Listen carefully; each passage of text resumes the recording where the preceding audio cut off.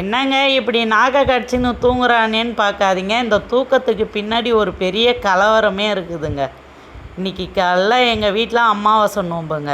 கோயிலுக்கு போயிட்டு அமாவாசை நோம்பு எடுத்தாந்து வீட்டில் சாமி படைச்சி எல்லோரும் கயிறு கையில் கட்டிக்கணுங்க. இவனுக்கு படைச்ச தேங்காய் தான் வேணுமாங்க. எங்கள் வீட்டுக்காரரும் கடையில் போய் தேங்காயும் வாங்கின்னு வந்து உடச்சி போட்டாருங்க. அவனுக்கு அதெல்லாம் இல்லையா உள்ளேருந்து தேங்காய் வேணுமாங்க.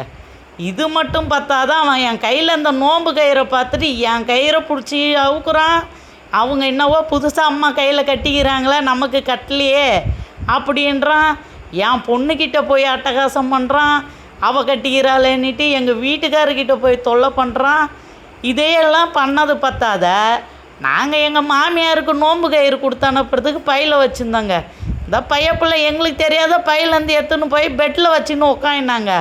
இது தெரியாத எங்கள் வீட்டுக்காரர் எடுத்துகிட்டு போய் அவங்க அம்மாகிட்ட சாப்பாடும் கொடுத்துட்டாரு. நான் அப்புறம் முன்னாடி இவன் ஏதோ வாயில் வச்சுக்கிறானேன்னு பார்த்தா நோம்பு கயிறுங்க.